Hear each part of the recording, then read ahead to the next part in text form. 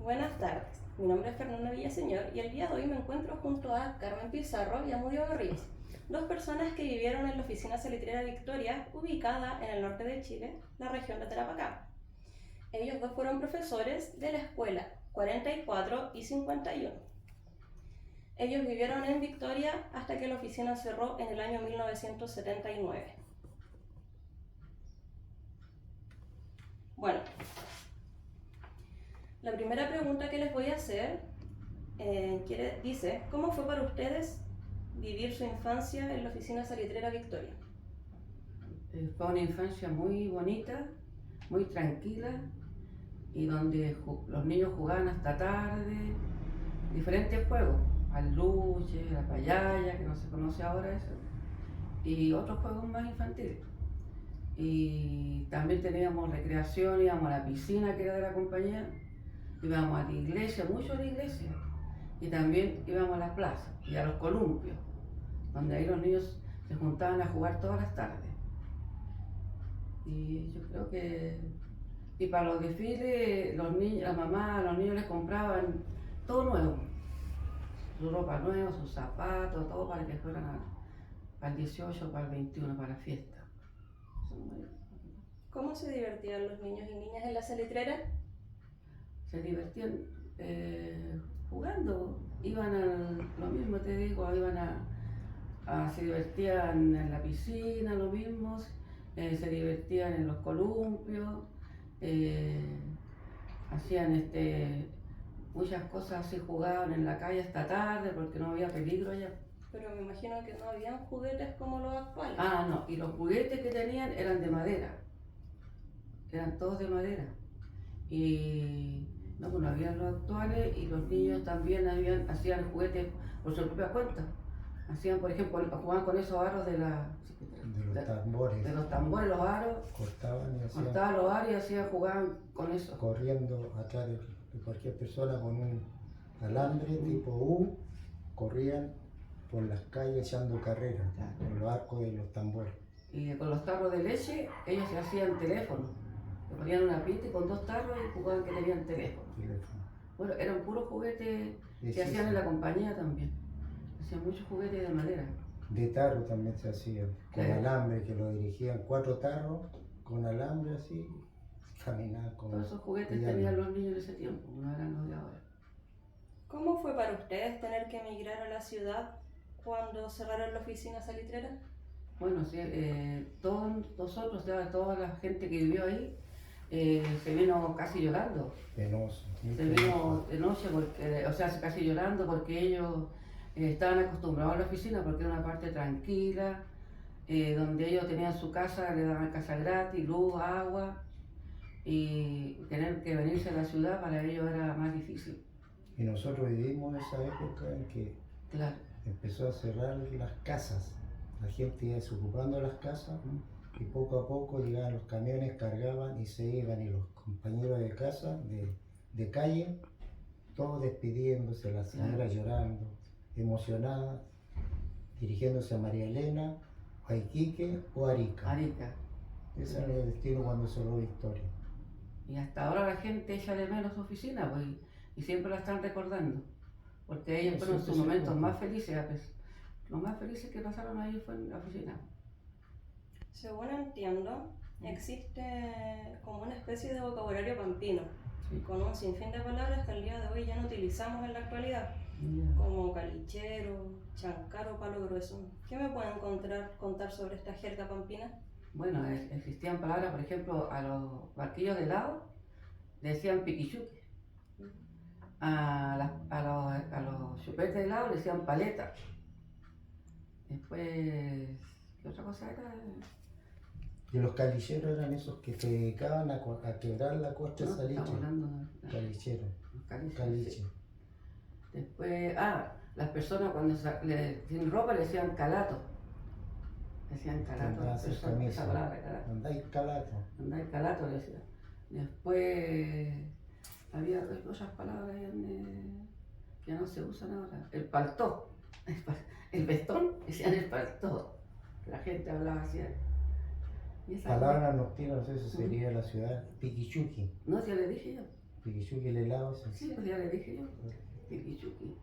He escuchado que muchas personas migraban hacia el norte de Chile, desde gente del sur hasta extranjeros como europeos o chinos. ¿A qué se debía esta alta tasa de migración?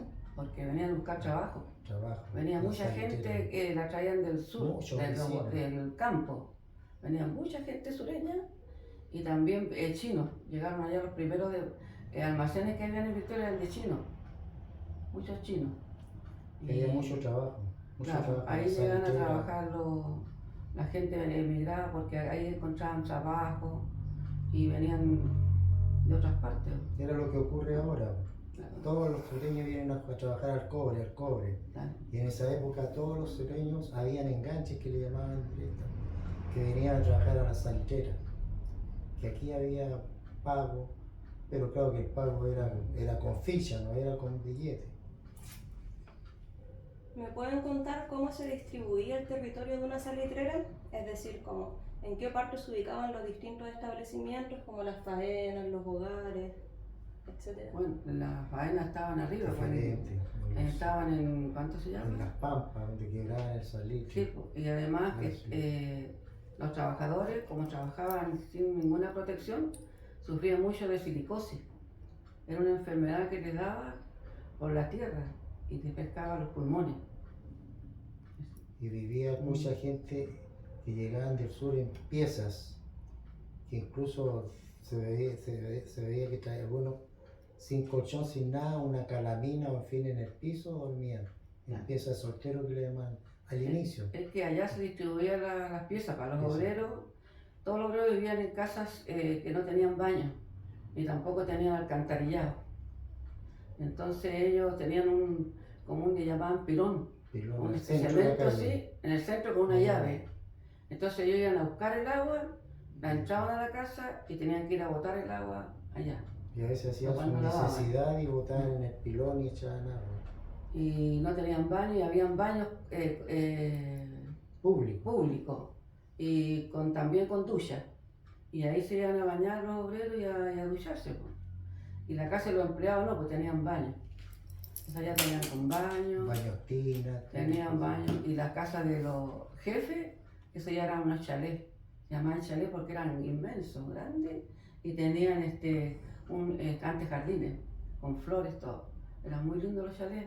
Y todo estaba amueblado con muebles ingleses, pues. Muebles lindos, de mármol. Ahí se las veía cocinas. mucho la diferencia. Se veía la Mucho, diferencia mucho, entre mucho. los trabajadores. Respecto a los obreros, Mm. ¿cómo era su calidad de vida en relación a las distintas dimensiones como hogar, trabajo, salud? Mira, Sí, tenían hospital, no se tenían atención de hospital, pero la salud, sí que no tenían mala salud, pero sí que los doctores venían hasta cierta hora nomás, pues. Después de la noche no se encontraban médicos en el hospital. Había uno. ¿no? Había un médico nomás, Practicante, matrona, habían dos matronas para toda la población. ¿Las condiciones en el trabajo? Y en el trabajo, bueno, ellos trabajaban por turnos, eran turnos pesados que tenían en la noche o en el día. Y llevaban su comida en unas loncheras que eran de fierro, ¿no es cierto? No, de lata. De lata, una lonchera de lata, todos tenían los empleados y ahí llevaban su comida. Y las condiciones de trabajo, o sea, no ganaban mucho, pero como te digo, no pagaban agua, no pagaban luz y tenían la casa Su pieza. gratis. Pieza gratis. Pero la casa de los obreros eran con piso de tierra, las paredes de calamina, y ellos casi no compraban muebles, pues. Amueblaban tenían las camas, una cama, una mesa, unas bancas y la cocina nada más. Así lo vivían ellos. En ese tiempo. En el caso de existir, ¿de qué manera ustedes evidenciaban las desigualdades sociales en las salitreras? ¿Ah? ¿Cómo? En el caso de que hubiera, ¿de qué manera ustedes evidenciaban las desigualdades sociales en las salitreras? Se diferenciaban, porque la gente tenía los obreros, se diferenciaban de los empleados y los empleados de los jefes. Ellos vivían muy bien, los empleados vivían un poco mejor, Tenían con sus baño, necesidades básicas, y los obreros no, los obreros vivían Un Los pisos de público, tierra, baño público. Que era para, suponte, unos Claro. baños, 10 tazas y 10 duchas. Claro, los baños públicos Y que habían a esa personas. manzana todas iban allá, lo tenían en sus casas. Claro. No, y claro, por eso. Por eso, Iban diferente. personas que le llamaban, las que limpiaban los baños, trabajadoras que tenían que estar haciendo turno para limpiar los baños Echando todos los agua. días, lavando los baños, todo. ¿Y de qué manera se enfermaban allá los obreros? En silicosis. Silicosis. Es una enfermedad que da porque ellos no se Mucho protegían polvo. en los molinos. Los molinos era mucha tierra. Si la tierra también llegaba al campamento, entonces ellos no tenían protección y trabajaban así sin nada. Entonces le entraba la tierra, hasta que se le daba silicosis a algunos. Los pulmones. Es ¿Morían como los jóvenes? mineros también. Los mineros también de eso. ¿Morían jóvenes? Algunos no tan, sí, más o menos No tan en jóvenes. 50 años, porque acumulaba mucho la tierra, el polvo. Entonces se morían de silicosis algunos, con Es- poca protección. Según entiendo, a los obreros se les pagaba con fichas, las cuales debían canjear en las pulperías. ¿Qué me pueden contar sobre el sistema de fichas? Eso existió antes que estuviéramos nosotros, las fichas. Ya cuando estábamos Era nosotros pavo, ¿no? no existían las fichas. Lo que sí que le daban vales de pan y de carne. En la época nuestra, Claro, 30 vales de pan y 30 vales de carne. Sí, se la un kilo de descontaban por pan y dentro, un kilo de carne. todos los días. No, más kilos de carne, según las personas. Y las No. fichas, por ejemplo, que les daban antiguamente, o los vales que les dieron cuando Sí. ustedes vivieron en la salitrera, ¿tenían algún valor en la ciudad? No, No, pues no tenían valor en la ciudad, pues las fichas eran, ahí Susana en la oficina no. O sea que la plata en realidad queda ahí mismo, pues, porque le pagaban con fichas y tenían que comprar en la pulpería también, todo ahí, pues. Entonces la plata iba quedando en la misma compañía. Ustedes dos que fueron profesores en la salitrera Victoria, ¿cómo era la educación en ese contexto? Era muy buena la educación, muy buena, porque en primer lugar, mucho respeto de los alumnos y apoderados, mucho respeto, y al profesor lo miraban como una autoridad. El profesor era el profesor, pues. Y la apoderada era muy cooperadora y muy respetuosa también ella, y se hacían muchas cosas en el colegio, se hacían exposiciones, muy lindas exposiciones donde se hacían muchos trabajos en madera y en yeso, cosas manuales. Y las niñas bordaban y hacían economía doméstica también. Le enseñaban a cocinar así, en la economía doméstica. Y- periódicamente iban Claro. visitas inspectivas de reeducación Sí.